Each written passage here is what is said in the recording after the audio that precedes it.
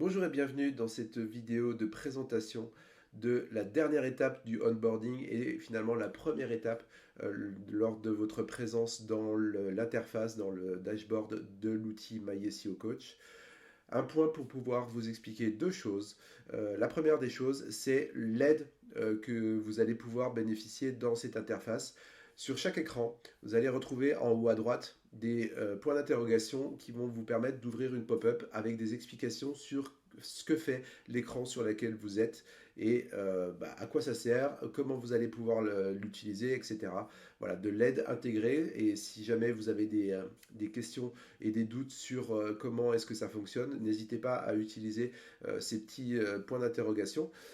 Vous allez retrouver ce genre de petits points d'interrogation parfois dans des blocs ou alors face à des lignes de plus petite taille, et ça sera de la même manière des aides mais beaucoup plus spécifiques au point sur lequel vous êtes en train de pointer, le bloc que vous essayez de comprendre spécifiquement dans l'interface. N'hésitez pas à utiliser ces points d'aide pour essayer de comprendre comment fonctionne l'outil et être très rapidement efficace et pleinement performant avec l'outil.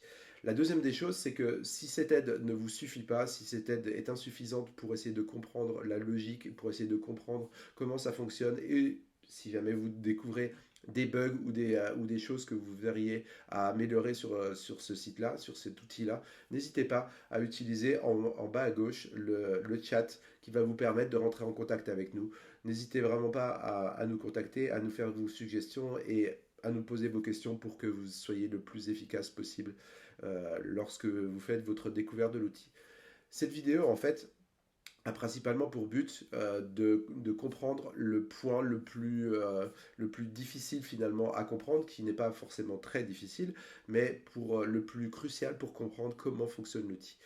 Jusqu'ici, si vous êtes arrivé depuis le onboarding, vous avez élaboré une stratégie de mots-clés, vous avez fait une liste de mots-clés. Jusqu'ici, tout est très classique par rapport à une stratégie de référencement classique.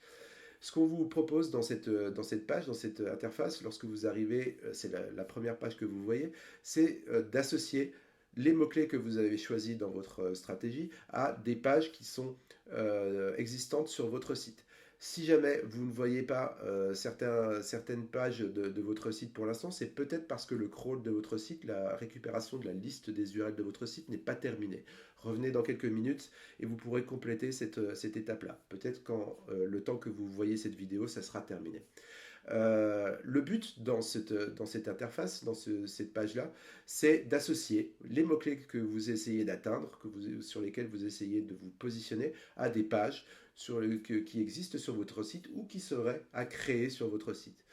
Par défaut, l'outil va essayer d'associer des pages naturellement par rapport à leur contenu, par rapport à leur position actuelle, par rapport aux mots-clés que vous avez mis dans votre stratégie. On va essayer de vous faciliter cette étape-là en préconfigurant, en rapprochant des mots-clés et des pages. Vous allez voir que naturellement, ça va être rapproché pour certains d'entre eux. Cela dit, il y en a probablement des mots-clés qui n'auront pas qui n'auront pas bénéficié de ce rapprochement-là. Soit parce que l'outil n'aura pas trouvé de rapprochement efficace, soit parce qu'il n'y a pas de page sur votre site qui correspond à ce mot-clé-là. Et ce sera le cas lorsque vous allez retrouver dans cette liste-là avec des mots-clés qui auront ce petit triangle, cette petite icône. Ça veut dire tout simplement que ce mot-clé-là, actuellement, n'est pas associé à une page spécifique. Eh bien, ce que vous devrez faire, c'est tout simplement d'utiliser le menu contextuel ici pour pouvoir soit créer une nouvelle page, vous annoncez que vous allez créer une nouvelle page parce que vous savez que ce mot-clé-là n'est traité sur aucune de vos pages spécifiques. Il n'y a aucun article de blog, aucune page particulière qui traite de ce mot-clé améliorer son référencement.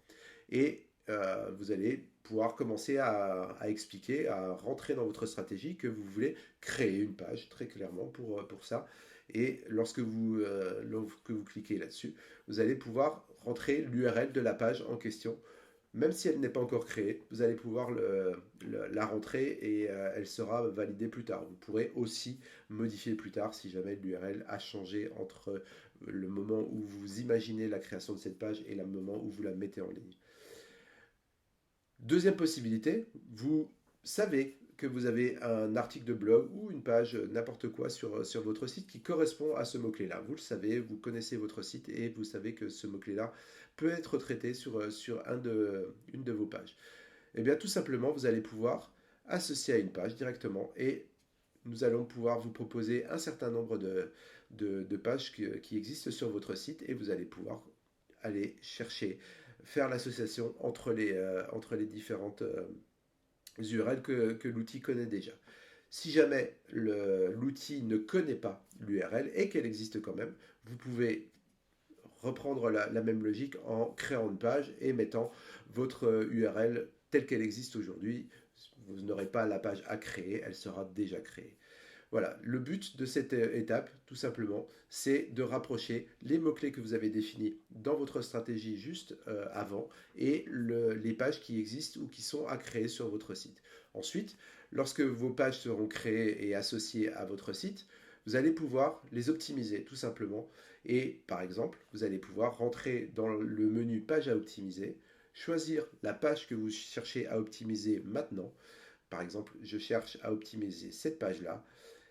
Je clique dessus et je me retrouve dans le package de pages qui sont avec les onglets qu'on voit en haut à droite, informations techniques, contenu et popularité.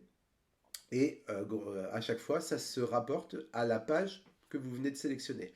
Donc ici, on a les informations sur la page Aide SEO avec un rappel du mot-clé principal, des mots-clés secondaires, etc.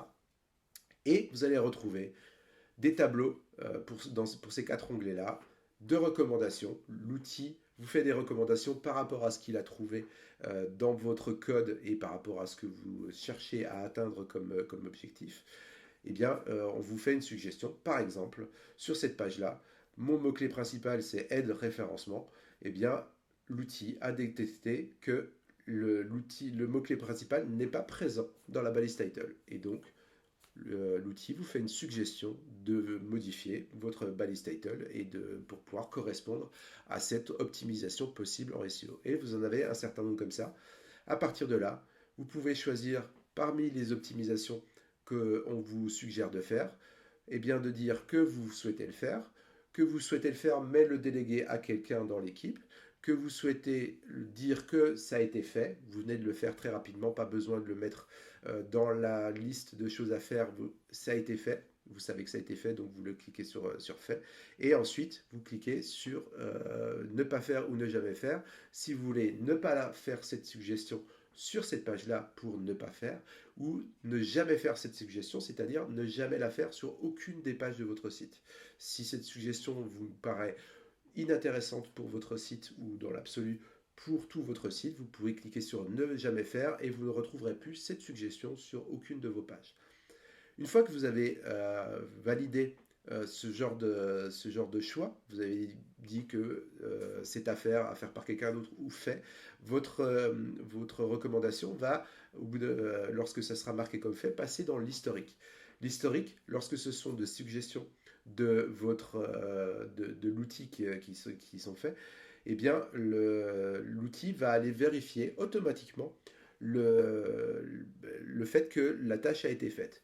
Si je marque la tâche mot-clé principale n'est pas dans la balise title comme fait, dans les heures qui viennent, l'outil va aller vérifier que c'est vraiment fait, c'est-à-dire que la correction, l'optimisation est bien validée. Si jamais c'est fait, eh bien le statut dans l'historique passera à vérifier. Et si jamais c'est pas fait, ça passera à corriger. Ça reviendra dans votre tâche, dans la liste de tâches à faire. Donc en fait, toutes les tâches les suggestions que vous pouvez faire, eh bien, vous n'avez pas vraiment à vous préoccuper de savoir si ça a été fait, bien fait, ou même que lorsque vous l'assignez à quelqu'un, ça a été bien fait par la personne, puisque l'outil va le faire tout seul. Il va aller vérifier que ça a été fait. Si ça a été bien vérifié, bien validé, ça restera dans l'historique, ça ne reviendra plus dans les recommandations qui sont à faire.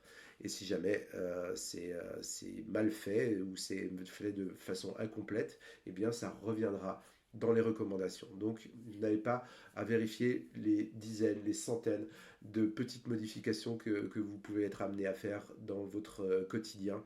C'est l'outil qui va les faire pour vous.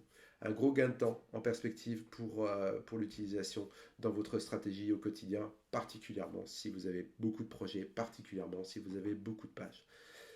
Voilà, je vous laisse découvrir et mettre en place votre finalité de stratégie, l'association entre les mots-clés et les pages, de découvrir si jamais vous avez des points de blocage, l'aide en haut à droite encore une fois, ou le chat en bas à gauche pour pouvoir nous contacter et avoir besoin de quelques réponses complémentaires. Et si jamais vous avez bien avancé et que vous avez tout compris, normalement vous devriez gagner beaucoup de temps et vous devriez gagner beaucoup de performance. Donc je vous souhaite beaucoup de performance avec l'outil MySEO Coach. À bientôt.